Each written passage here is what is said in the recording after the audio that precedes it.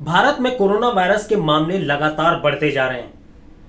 सरकार द्वारा कोशिश की जा रही है कि कोरोना वायरस के बढ़ते मामले को रोका जा सके। सरकारें तरह तरह की गाइडलाइंस जारी कर रही है जिसके वजह से कोरोना वायरस के मामले को थोड़ा कम किया जा सके। सरकार द्वारा जारी गाइडलाइंस में सोशल डिस्टेंसिंग मेंटेन करना, प्रॉपर मास्क पहनना, भीड़ वाली जगहों पर न जाना और बराबर मास्क पहनना ये भी शामिल है। लेकिन ये सारे कानून, सारे जो गाइडलाइंस है सिर्फ आम जनता के लिए ही है ऐसा मालूम पड़ता है, क्योंकि जो वीआईपी लोग हैं उनके लिए कोई भी सोशल डिस्टेंसिंग या कोई भी कोरोना का गाइडलाइंस लागू नहीं होता।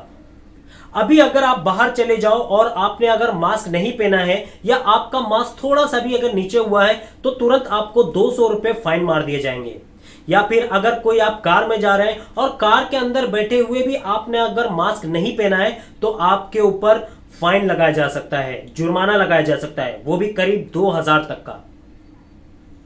लेकिन यही वीआईपी लोगों के लिए, पॉलिटिशियंस के लिए ये गाइडलाइंस मायने नहीं रखती। एक तरफ तो आम जनता को कहा जा रहा है कि वो बिना वजह घर से ना निकले और मास्क जरूर पहने, वहीं दूसरी तरफ जहां पर इलेक्शन हो रहे हैं, जैसे बंगाल में हमने देखा, वहां पर देश के खुद गृह मंत्री लाखों की भीड़ जुटाकर रैलियां कर रहे हैं। देश के प्रधानमंत्री लाखों की भीड़ के बीच रैलियां कर रहे हैं। वहां पर ना तो कोई सोशल डिस्टेंसिंग है, ना ही किसी ने मास्क पहना है और ना ही कोई हैंड सैनिटाइजर का इस्तेमाल कर रहा है।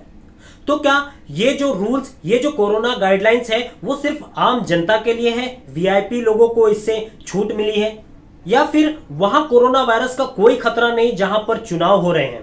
तो क्या सरकार की गाइडलाइंस आम जनता के लिए अलग और वीआईपी के लिए अलग होती है? यह सिर्फ हमारे ही देश में ज्यादातर देखने को मिल रहा है, जबकि हमारे देश के अलावा दूसरे देशों में सभी के लिए एक जैसा गाइडलाइंस है। अभी हाल ही की एक खबर है जहां पे नॉर्वे के प्रधानमंत्री एर्ना सोलबर्ग ने अपने 60वें जन्मदिन पर एक पार्टी का आयोजन किया था जिसमें करीब 13 सदस्य जमा हुए थे और नॉर्वे के कोरोना गाइडलाइंस के हिसाब से सिर्फ 10 लोगों को ही इजाजत है कि वो एक जगह पर जमा हो सकते हैं। नॉर्वे के प्रधानमंत्री एर्ना सोलबर्ग के 60वें जन्मदिन के मौके पर 10 से ज्यादा लोग जमा हुए, यानी कि 3 लोग ज्यादा जमा हुए, तो इसके लिए एर्ना सोलबर्ग ने अपने देश की जनता से माफी मांगी। इतना ही नहीं, नॉर्वे की पुलिस ने सिर्फ माफी मांगने पर ही उन्हें नहीं छोड़ा, प्रधानमंत्री के ऊपर 20,000 क्राउन्स का जुर्माना भी लगा, जो कि 1,75,000 रुपए होते हैं। और साथ ही यह संदेश दिया कि कोरोना की जो गाइडलाइंस जारी की गई है वो सभी के लिए एक जैसी है, उसमें किसी भी वीआईपी के लिए अलग या आम जनता के लिए अलग नहीं है। लेकिन हमारे भारत देश में ही ऐसा देखने को मिला है कि जब चुनाव होते हैं, जब इलेक्शन का समय होता है और बड़े बड़े नेता जब लाखों की भीड़ जमा करते हैं, तब वहां पे कोरोना का कोई खतरा नहीं होता। लेकिन जब एक आम आदमी बिना मास्क के बाहर निकले या किसी काम के लिए बाहर निकले तो कोरोना वायरस का खतरा बहुत ज्यादा बढ़ जाता है और इसको रोकने के लिए आम जनता के ऊपर तरह तरह के फाइन लगाए जाते हैं।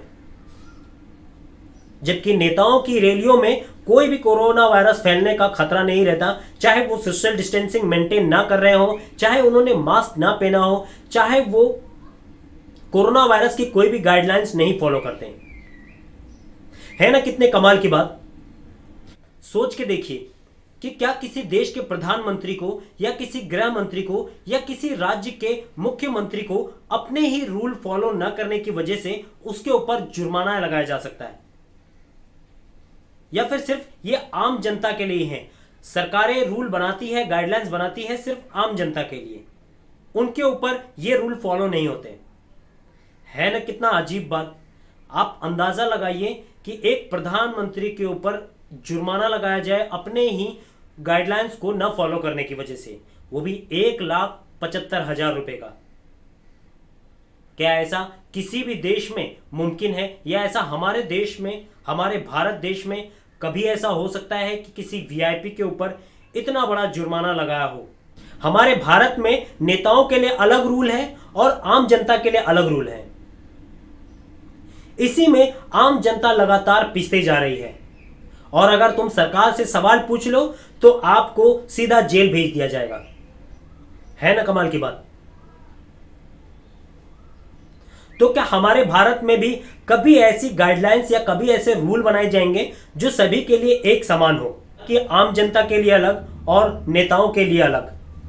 तो दोस्तों आज के वीडियो में बस इतना ही। अगर मेरा ये वीडियो आप लोगों को पसंद आया हो तो अपने दोस्तों के साथ इसे शेयर कीजिए। अगर आप मेरे वीडियो को पहली बार देख रहे हैं तो मेरे चैनल को सब्सक्राइब करने के बाद बेल आइकन जरूर दबाएं।